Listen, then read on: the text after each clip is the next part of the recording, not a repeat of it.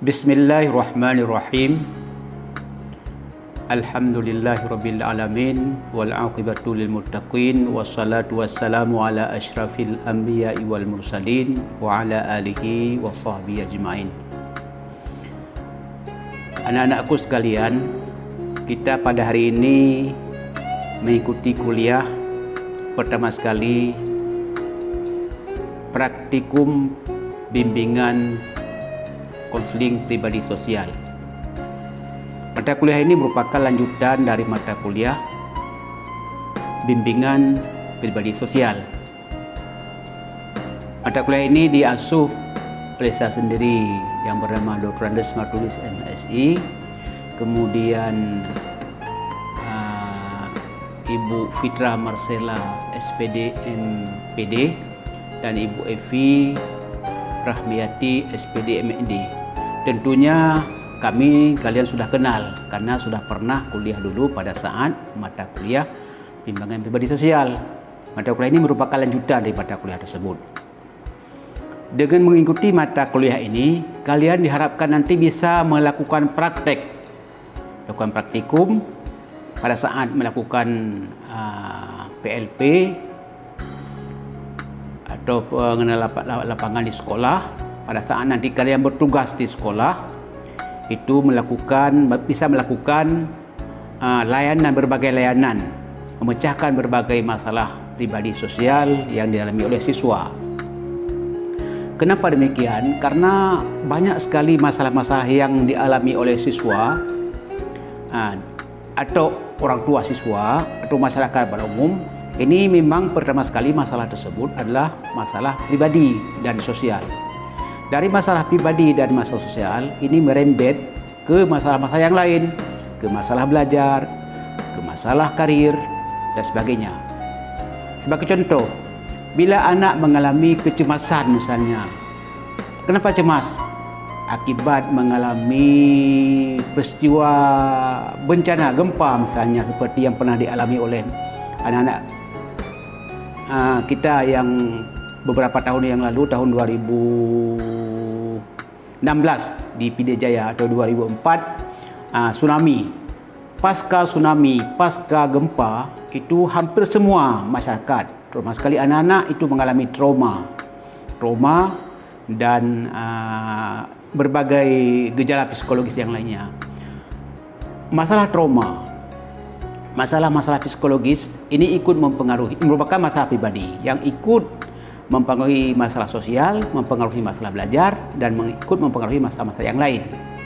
Orang yang mengalami trauma, bagaimana mungkin dia belajar?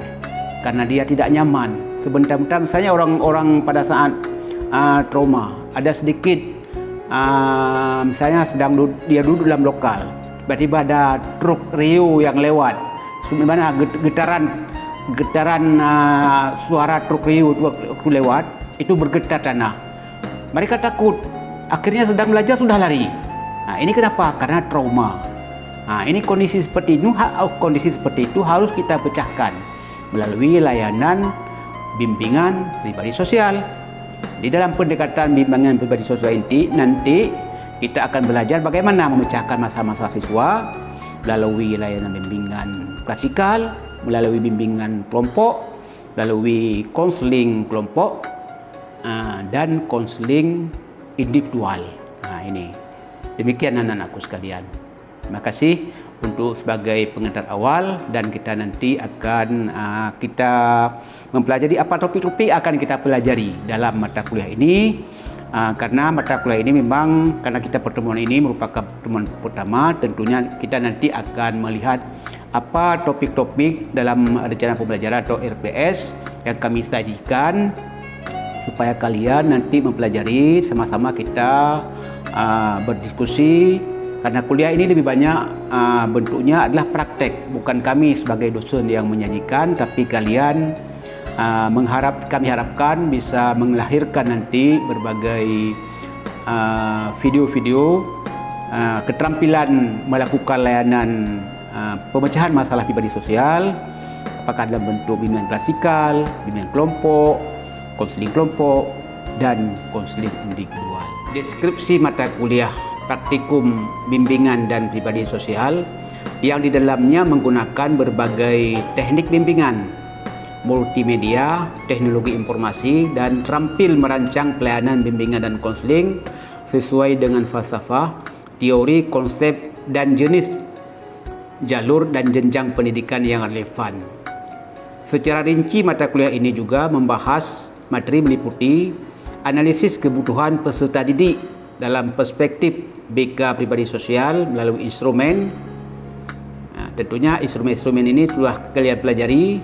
Ada instrumen, terutama sekali instrumen non-tes, karena dengan tes ini kita meminta orang lain untuk melakukan psikotes. Kemudian ada administrasi instrumen BK pribadi sosial, analisis kebutuhan peserta didik terhadap layanan BK pribadi sosial melalui action plan, kemudian strategi layanan dasar untuk BK pribadi sosial, bimbingan kelompok dan bimbingan klasikal, kemudian strategi layanan responsif, konseling kelompok dan konseling individual, rencana pelaksanaan layanan bimbingan dan konseling atau RPL BK, kemudian praktek layanan dasar dalam BK pribadi sosial, apakah ada bentuk bimbingan kelompok dan bimbingan klasikal, kemudian mempraktekkan layanan responsif, konseling kelompok dan konseling individual. Tujuan mata kuliah ini mahasiswa memiliki empati, ketulusan, komitmen, dan kesungguhan hati untuk membantu klien berkembang secara optimal dan mandiri. Kemudian yang kedua, mahasiswa menguasai pendekatan, prosedur, metode dan teknik bimbingan secara individu, kelompok dan klasikal maupun antar kelas. Kemudian yang ketiga, mahasiswa menguasai pendekatan, prosedur dan teknik-teknik konseling dalam praktek bimbingan konseling pribadi serta mampu memilih media layanan yang tepat.